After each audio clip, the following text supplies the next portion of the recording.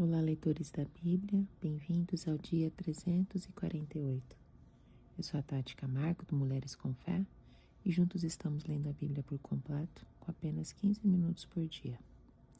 Hoje eu vou ler para vocês os 2 últimos capítulos do livro de Atos, depois nós vamos entrar em Colossenses e Filemão. Hoje eu vou ler para vocês os capítulos 27 e 28. Mas antes vamos fazer a nossa oração. Senhor Deus amado Pai, muito obrigada, Pai, por mais um dia de vida na Tua presença. Obrigado pela oportunidade de termos liberdade, de lermos a Tua palavra, de conhecer-te mais e relacionar-se mais contigo. Que Teu Espírito Santo nos ensine nesse dia, Pai, nos dando a revelação da Tua palavra, nos dando entendimento, compreensão, sabedoria, que possamos aprender algo novo sobre o Senhor, como nós nunca soubemos antes, e que a sua palavra, Pai, traga transformação para as nossas vidas, para as nossas atitudes, para os nossos relacionamentos. Em nome de Jesus. Amém. Atos capítulo 27. A viagem de Paulo para Roma. Quando ficou decidido que navegaríamos para a Itália, Paulo e alguns outros presos foram entregues a um centurião chamado Júlio, que pertencia ao regimento imperial. Embarcamos no navio de Adramítio, que estava de partida para alguns lugares da província da Ásia, e saímos ao mar, estando conosco Aristarco, um macedônio de Tessalônica. No dia seguinte, ancoramos em Sidom, e Júlio, num gesto de bondade para com Paulo, permitiu-lhe que fosse ao encontro dos seus amigos, para que estes suprissem as suas necessidades. Quando partimos de lá, passamos ao norte de Chipre, porque os ventos nos eram contrários. Tendo atravessado o mar aberto, ao longo da Sicília e da Panfilha, ancoramos em Mirra, na Lícia. Ali o centurião encontrou um navio alexandrino que estava de partida para a Itália, e nele nos fez embarcar. Navegamos vagarosamente por muitos dias e tivemos dificuldades para chegar a Cinídon. Não sendo possível prosseguir nesta rota, devido aos ventos contrários, navegamos ao sul de Creta, defronte de Salmona. Costeamos a ilha com dificuldade e chegamos a um lugar chamado Bons Portos, perto da cidade de Lazéia. Tínhamos perdido muito tempo e agora a navegação se tornara perigosa, pois já havia passado o jejum. Por isso Paulo os advertiu: Senhores, vejo que a nossa viagem será desastrosa e acarretará grande prejuízo para o navio, para a carga e também para a nossa vida.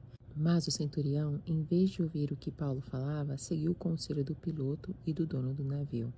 Visto que o porto não era próprio para passar o inverno, a maioria decidiu que deveríamos continuar navegando, com a esperança de alcançar Fenícia e ali passar o inverno. Este era um porto de Creta que dava para sudoeste e noroeste. A tempestade. Começando a soprar suavemente o vento sul, eles pensaram que haviam obtido o que desejavam. Por isso levantaram âncoras e foram navegando ao longo da costa de Creta. Pouco tempo depois, desencadeou-se da ilha um vento muito forte, chamado Nordeste. O navio foi arrastado pela tempestade, sem poder resistir ao vento. Assim, cessamos as manobras e ficamos à deriva. Passando ao sul de uma pequena ilha chamada Clauda, foi com dificuldade que conseguimos recolher o barco salva-vidas. Levantando-o, lançaram mão de todos os meios para reforçar o navio com cordas e, temendo que ele encalhasse nos bancos de areia de Sirte, baixaram as velas e deixaram o navio à deriva. No dia seguinte, sendo violentamente castigado pela tempestade, começaram a lançar fora a carga. No terceiro dia, lançaram fora com as próprias mãos a armação do navio, não aparecendo nem sol nem estrelas por muitos dias, e continuando a abater-se sobre nós grande tempestade. Finalmente perdemos toda a esperança de salvamento. Visto que os homens tinham passado muito tempo sem comer, Paulo levantou-se diante deles e disse: Os senhores deviam ter aceitado o meu conselho de não partir de Creta, pois assim teríamos evitado este dano e prejuízo. Mas agora recomendo-lhes que tenham coragem, pois nenhum de vocês perderá a vida, apenas o navio será destruído. Pois ontem à noite apareceu meu anjo de Deus, a quem pertenço e a quem adoro, dizendo-me: Paulo, não tenha medo. É preciso que você compareça perante César. Deus, por sua graça, deu-lhe a vida de todos os que estão navegando com você. Assim tenham ânimo, senhores. Creio em Deus que acontecerá do modo como me foi dito. Devemos ser arrastados para alguma ilha. O naufrágio. Na 14ª noite, ainda estávamos sendo levados de um lado para o outro no mar Adriático, quando por volta da meia-noite, os marinheiros imaginaram que estávamos próximos da terra. Lançando a sonda, verificaram que a profundidade era de 37 metros. Pouco tempo depois, lançaram novamente a sonda e encontraram 27 metros. Temendo que fôssemos jogados contra as pedras, lançaram 4 âncoras da popa e faziam preces para que amanhecesse o dia. Tentando escapar do navio, os marinheiros baixaram barcos salva-vidas ao mar, a pretexto de lançar âncoras de proa. Então Paulo disse ao centurião e aos soldados: se estes homens não ficarem no navio, vocês não poderão salvar-se. Com isso, os soldados cortaram as cordas que prendiam o barco salva-vidas e o deixaram cair. Pouco antes do amanhecer, Paulo insistia que todos se alimentassem, dizendo: Hoje faz 14 dias que vocês têm estado em vigília constante, sem nada comer. Agora eu os aconselho a comerem algo, pois só assim poderão sobreviver. Nenhum de vocês perderá um fio de cabelo sequer.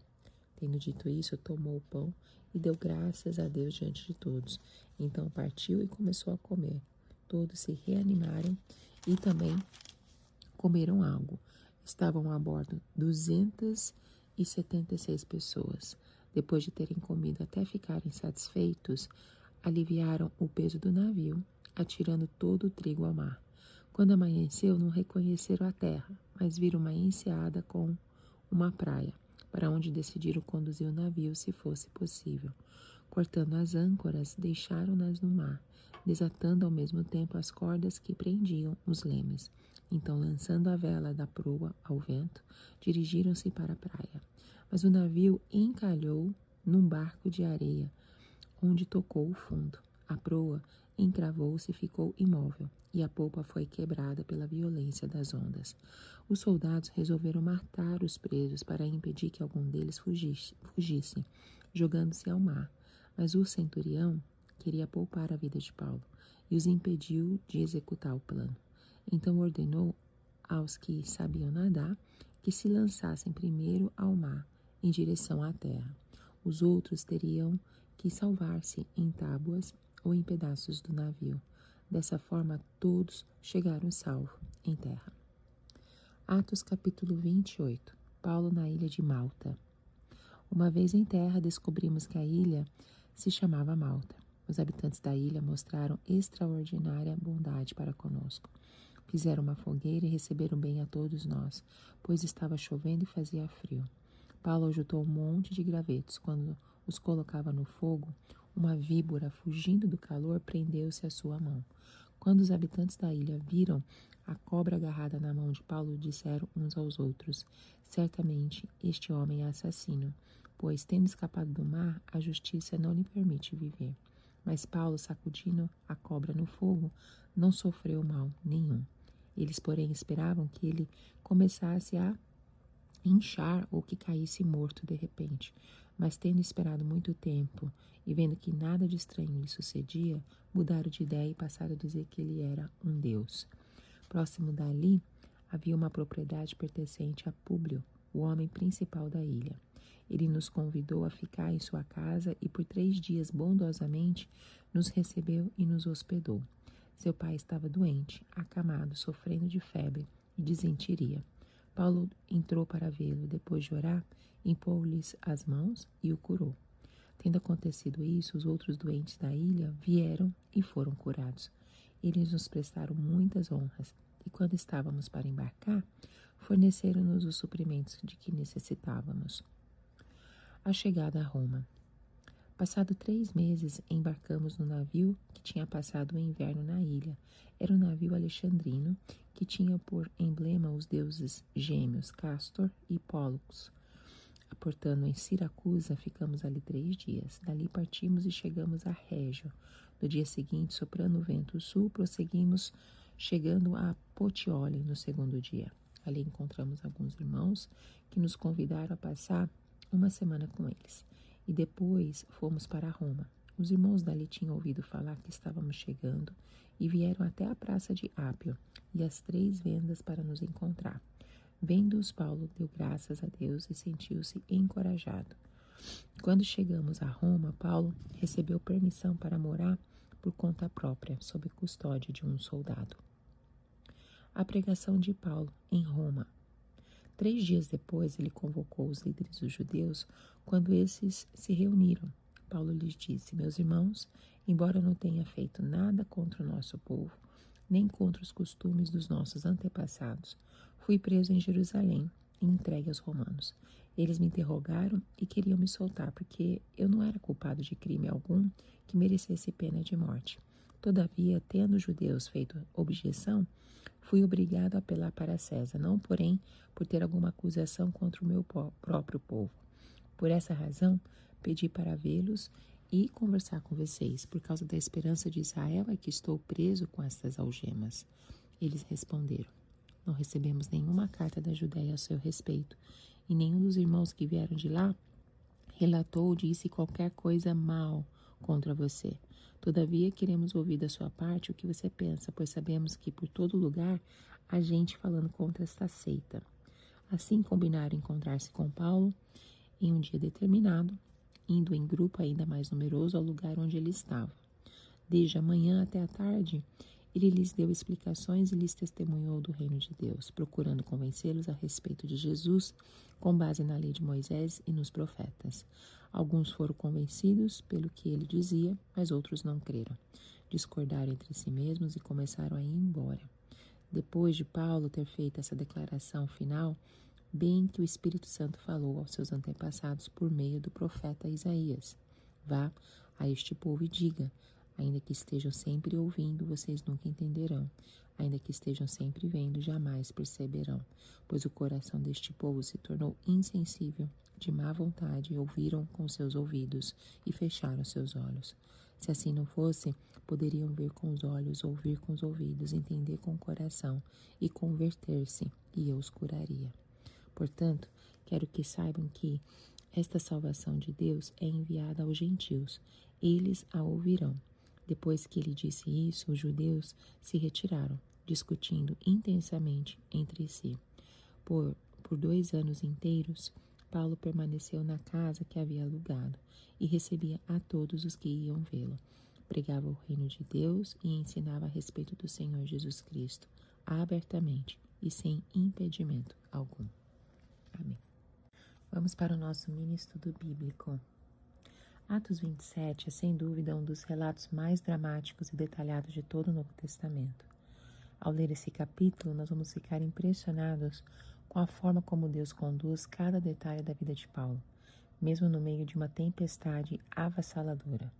Este não é apenas um registro náutico, é um testemunho vivo de como a providência divina opera, mesmo quando tudo parece fora de controle. A história do naufrágio nos lembra que a fé, a coragem e a liderança espiritual fazem toda a diferença nos dias mais difíceis. O cenário histórico é o final da década de 50 depois de Cristo. Paulo já havia passado por diversos julgamentos injustos, primeiro diante de Félix, depois de Festo, e por fim apela para ser julgado perante César, como era direito de todo cidadão romano. Agora ele embarca rumo a Roma, não como um viajante comum, mas como um prisioneiro. O Império Romano controlava vastas rotas marítimas, essenciais para o comércio, transporte de grãos e deslocamento de tropas e prisioneiros. Os navios, como o Alexandrino mencionado no texto, eram imensos cargueiros, especialmente utilizados para transportar trigo do Egito para Roma. Esse capítulo revela o cuidado soberano de Deus com seus servos. Mesmo em meio ao caos da natureza, ele guia a história e cumpre seus propósitos. Lucas, o escritor do livro de Atos, não apenas registra o naufrágio, mas revela o poder de Deus, a liderança de Paulo e o cumprimento das promessas divinas. Mesmo sendo prisioneiro, Paulo se torna um verdadeiro líder a bordo. Ele assume o comando moral e espiritual da situação, fortalecendo os corações e apontando para Deus. O capítulo se divide claramente em 4 grandes momentos: o início da viagem, o surgimento da tempestade, a intervenção divina por meio de Paulo e, por fim, o naufrágio. Paulo e outros presos estão confiados a Júlio, um centurião do regimento imperial. Embarcam num navio Adrimítio e ao longo do caminho recebem tratamento diferenciado. Júlio permite que Paulo visite seus amigos em Sidom para suprir as suas necessidades. Aqui a gente percebe como Deus, mesmo antes da tempestade, já estava abrindo portas e mostrando favor através da bondade de Júlio. O status de cidadão romano de Paulo e sua postura respeitosa também certamente influenciaram essa atitude do centurião. A viagem prossegue com dificuldades devido aos ventos contrários. A navegação costeia Chipre, atravessa o mar da Cilícia e Panfilha e chega a Míria, na Cilícia, onde embarca um grande navio alexandrino com destino à Itália. Mesmo com toda a experiência dos marinheiros, a viagem já se mostrava complicada. Ventos fortes, lentidão e mudança de rota revelavam que o trajeto seria perigoso. Paulo, experiente em viagens e consciente dos riscos da estação, ele adverte a todos. Contudo, o centurião prefere ouvir o piloto e o dono do navio, e a maioria decide seguir viagem em direção à Fenícia. Aqui vemos uma grande lição: nem sempre o conselho mais sábio é o mais popular. O vento sul sopra suavemente e todos pensam que tudo está sob controle, mas logo um violento tufão chamado Nordeste o surpreende e o navio fica à deriva. O Euroaquilão era um temido vento no Mediterrâneo, responsável por inúmeros naufrágios. Aqui nós percebemos como a nossa falsa sensação de segurança pode ser rapidamente abalada pelas circunstâncias da vida. O navio é levado para o mar aberto, próximo da ilha de Clauda, onde conseguem com muita dificuldade recolher o barco salva-vidas e reforçar a embarcação com cordas. Mesmo assim, o medo cresce e começam a lançar a carga ao mar. O desespero atinge o auge e neste momento crítico Paulo se levanta. Não fala por si mesmo, mas como porta-voz de Deus. Ontem à noite apareceu-me um anjo do Deus a quem pertenço e a quem adoro, dizendo-me: Paulo, não tenha medo, é preciso que você compareça perante César. Deus, por sua graça, deu-lhe as vidas de todos os que estão navegando com você. Então, em meio ao caos, Deus traz direção e esperança. Paulo confia na promessa divina e encoraja a todos. Tenham bom ânimo, senhores, creio em Deus que acontecerá do modo como me foi dito. Então, mesmo quando tudo parece perdido, Deus continua no controle e cumpre a sua palavra. Na 14ª noite, os marinheiros percebem que estão próximos da terra, fazem sondagem e confirmam a aproximação. Em desespero, alguns tentam fugir, usando o barco salva-vidas, mas Paulo adverte: se esses homens não ficarem no navio, vocês não poderão salvar-se. Essa cena revela o respeito que Paulo conquistou. O centurião e os soldados obedecem e cortam as cordas do barco, impedindo a fuga. Paulo mais uma vez assume o papel de líder espiritual e prático. Ele incentiva todos a comerem, ora publicamente e dá o exemplo, partindo o pão. O texto deixa claro, todos se reanimaram e também comeram algo. Depois disso, lançam trigo ao mar para aliviar o navio, mostrando que agora todos confiam nas palavras de Paulo e se preparam para o naufrágio. Quando o dia amanhece, avistam uma enseada com praia e tentam conduzir o navio até lá. O navio encalha, a proa fica presa e as ondas destroem a polpa. Os soldados planejam matar os prisioneiros para evitar fugas, mas o centurião, desejando poupar Paulo, impede o massacre. O texto termina de forma triunfante. Foi assim que todos chegaram em segurança em terra. A promessa de Deus se cumpriu integralmente. E Atos 28 encerra o livro de Atos de uma maneira surpreendente e encorajadora. Nós não vamos ver apenas o final da longa jornada de Paulo rumo a Roma, mas também o cumprimento das promessas de Deus e o triunfo do Evangelho, mesmo em meio às dificuldades. Deus transforma uma ilha desconhecida em um campo de milagres e faz da prisão de Paulo o ponto de partida para o Evangelho alcançar o coração do Império.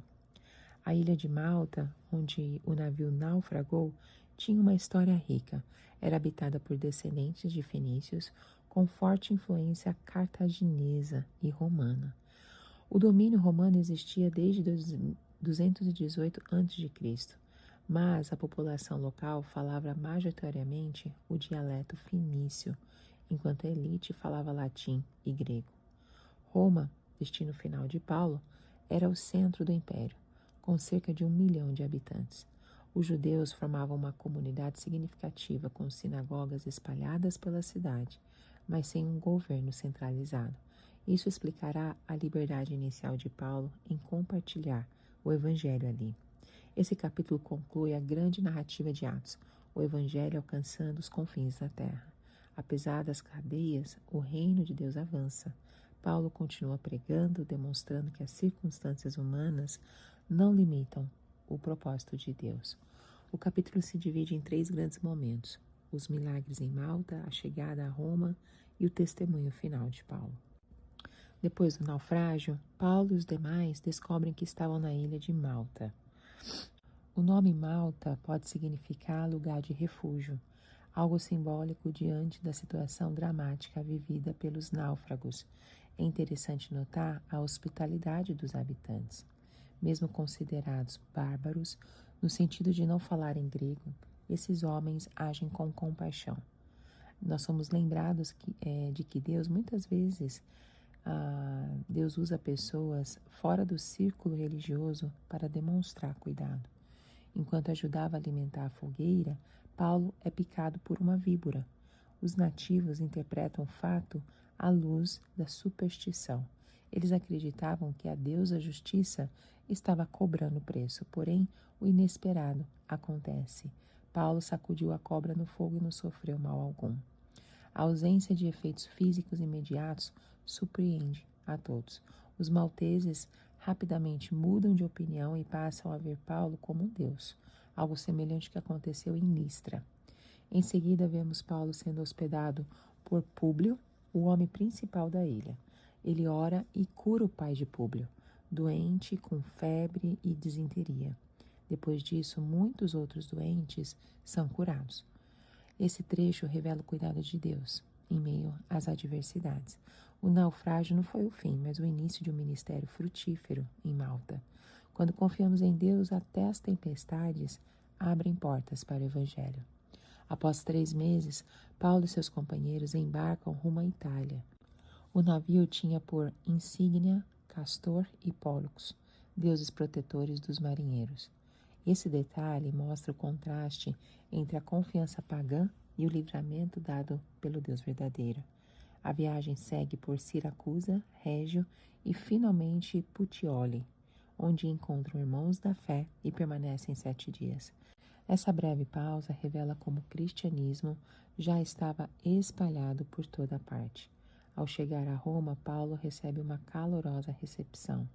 Os irmãos foram até a praça de Ápio e as 3 vendas para nos encontrar. Esse gesto de acolhimento emociona Paulo, que agradece a Deus e se sente encorajado. Aqui nós aprendemos como o apoio dos irmãos é essencial para seguir firme na caminhada. Já em Roma, Paulo recebe permissão para morar por conta própria, sob vigilância. Apesar das algemas, ele desfruta da relativa liberdade para pregar. Mesmo como prisioneiro, Paulo age com sabedoria e iniciativa. 3 dias depois da sua chegada, ele convoca os líderes judeus para uma reunião. Ele apresenta sua defesa, deixando claro que não é inimigo do povo judeu. Ele explica que sua prisão se deve à esperança de Israel, ou seja, ao Messias prometido. Os líderes afirmam que nada receberam contra ele e demonstram interesse em ouvir suas ideias. Um grande número de judeus vai à casa de Paulo, onde ele passa o dia inteiro explicando as Escrituras e falando sobre Jesus. Como em outros lugares, a reação é dividida. Alguns creem, outros rejeitam a mensagem. Antes que o grupo se disperse, Paulo cita Isaías 6, de 9 a 10, aplicando o texto aos que recusam o Evangelho. Essa profecia já havia sido usada por Jesus para descrever a dureza do coração de Israel. Paulo conclui: portanto, que vocês saibam que essa salvação de Deus foi enviada aos gentios. Eles ouvirão. Os 2 últimos versículos encerram o livro de maneira triunfante. Paulo permaneceu por 2 anos em sua própria casa alugada e recebia a todos, pregando o reino de Deus e ensinando as coisas referentes ao Senhor Jesus Cristo, com toda intrepidez e sem impedimento. O Evangelho, mesmo diante das cadeias, segue avançando. Amém? E assim nós terminamos o livro de Atos com esses 2 últimos capítulos, e eu acredito que você deve ter aprendido muitas coisas com este livro, com toda a leitura que nós estamos fazendo. Deus, ele sempre transforma crises em oportunidades. Principalmente nesse último capítulo, nós vimos que o naufrágio virou um campo missionário. A fidelidade em pequenas atitudes, como ajudar a fazer uma fogueira, abre portas para grandes milagres. Deus usa até uma prisão para alcançar os corações. A rejeição de alguns não impede o avanço do Evangelho. O reino de Deus, ele cresce sem impedimento, mesmo em ambientes hostis. O encorajamento dos irmãos renova as nossas forças na caminhada. Bom, o final da história humana não é o final da missão de Deus. Ele segue agindo, abrindo caminhos e alcançando pessoas. Que ele continue te abençoando e nos guiando para as próximas leituras. Te encontro no próximo áudio. Tchau, tchau.